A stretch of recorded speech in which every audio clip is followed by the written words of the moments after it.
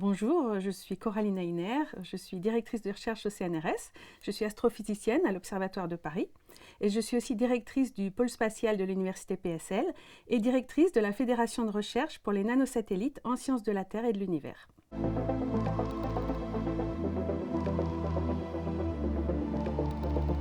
Alors là, il y a plusieurs aspects, je pense, à cette question. D'abord, il y a l'aspect technologique. Est-ce qu'on est capable de le faire? Sur la Lune, à mon avis, oui, c'est pas trop difficile et je pense qu'on va y aller. Sur les astéroïdes, c'est un petit peu plus compliqué. Parce que d'abord, un astéroïde, c'est un petit corps, ça fait entre quelques centimètres et quelques centaines de kilomètres de diamètre.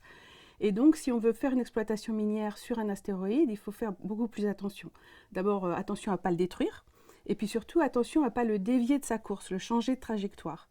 On peut penser par exemple à la mission DART qu'on a lancée l'année dernière, en 2022. Et c'est une mission qui a impacté un astéroïde. Donc là, c'était voulu. On a envoyé cette mission, c'était un satellite d'à peu près 500-550 kg. On l'a envoyé sur l'astéroïde pour voir si on pouvait changer sa trajectoire dans le cas où un astéroïde viendrait vers la Terre et pour pouvoir se défendre en fait. Et là, ce serait l'inverse. On ne voudrait surtout pas dévier la trajectoire de l'astéroïde. Et du coup, il faudrait faire très attention à ça parce que si on le dévie, surtout dans une ceinture d'astéroïdes, ça va être un jeu de billard. En fait, on peut envoyer l'astéroïde sur un autre. Il y aura plusieurs collisions. Ça pourrait même aller vers la Terre. Donc voilà, premier problème. Ensuite, il y a l'aspect sur les coûts, en fait. Est-ce que c'est rentable? Aujourd'hui, faire des développements comme ça, installer une base minière sur même la Lune ou ailleurs, ça va coûter des milliers de milliards d'euros.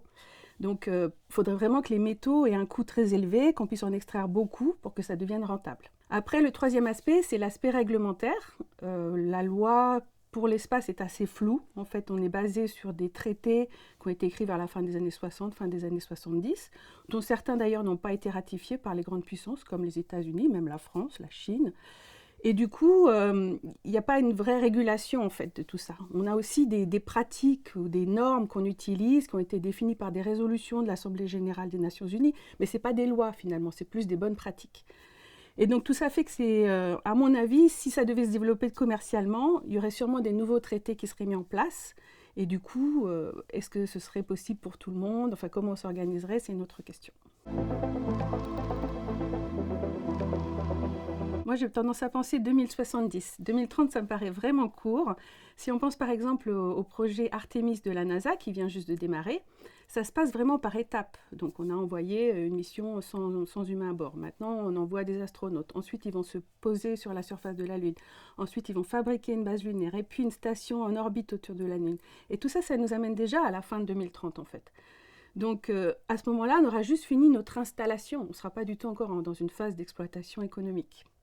C'est pareil sur le programme de l'agence spatiale chinoise qui s'appelle Tianji. Ils envoient différents robots pour le moment. Petit à petit, ils font de plus en plus de choses. Ils ont atterri à l'Uni. Maintenant, ils veulent envoyer des rovers, ils veulent envoyer des orbiteurs, ils veulent ramener des échantillons. Tout ça, ça nous amène jusqu'à la fin des années 2020, début 2030.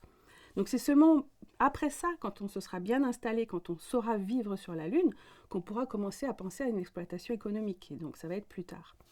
Mais pourquoi ça va être encore plus tard que ça? C'est que ce qu'on veut chercher sur la Lune, c'est surtout de l'hélium-3. Et l'hélium-3, ça sert à alimenter des centrales à fusion nucléaire.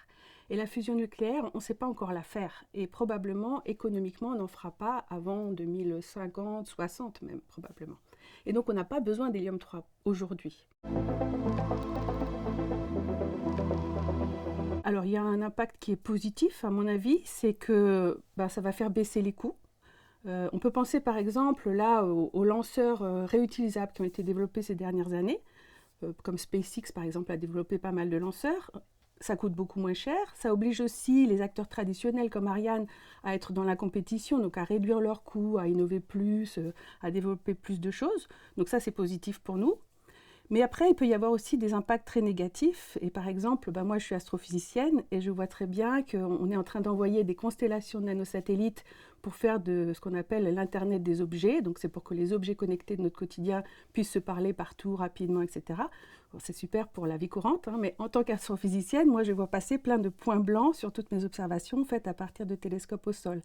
Et aujourd'hui, on a à peu près 3 à 4 000 nanosatellites comme ça de télécommunications qui sont dans l'espace, mais dans les années qui viennent, on va en lancer 400 000.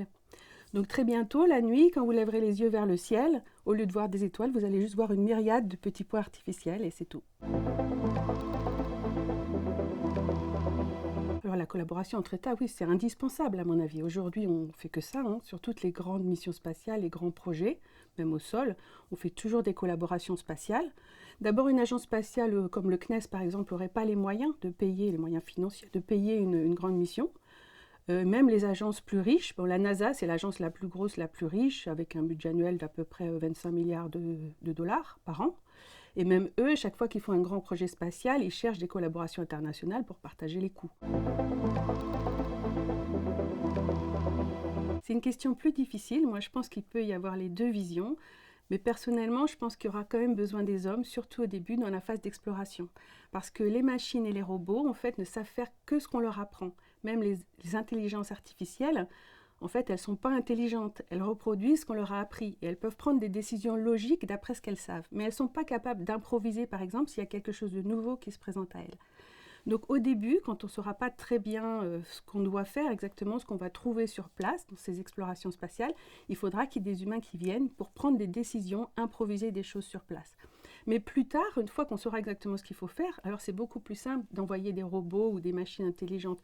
Ça a pas mal d'avantages. D'abord, ça évite de risquer des vies humaines, donc c'est mieux. Mais aussi, ça a un avantage au niveau des communications, par exemple, parce que si on est très loin, quand on envoie des communications depuis la Terre, ça peut prendre plusieurs minutes, et donc c'est très lent, ces communications, on ne peut pas réagir très vite. Alors les robots sur place, s'ils décident tout seuls, voilà, ils sont indépendants et c'est instantané. Alors, sur mon travail à moi, qui observe des étoiles, ce ne serait pas trop grave, puisque en fait, des étoiles, il y en a un peu dans toutes les directions, donc je pourrais toujours observer ailleurs. Par contre, il y a d'autres domaines de l'astrophysique où ce serait beaucoup plus gênant. Imaginons qu'on ne puisse plus regarder certaines planètes de notre système solaire et qu'on ne puisse plus étudier Saturne ou Jupiter. Ça veut dire qu'on ne pourra plus comprendre la physique de ces planètes, qu'on ne pourra plus suivre ce qui se passe dans notre système solaire et ça devient embêtant. Et donc, si on ne pouvait plus observer une certaine direction de l'espace, et par exemple une ceinture d'astéroïdes, là, ça pourrait devenir dangereux puisqu'on n'aurait plus d'idée d'astéroïdes qui viennent éventuellement vers nous.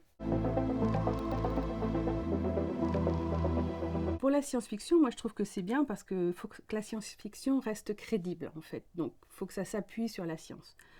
Mais moi qui suis scientifique, qui fais donc l'inverse, c'était très intéressant aussi pour moi parce que ça m'a obligée à me projeter vraiment loin.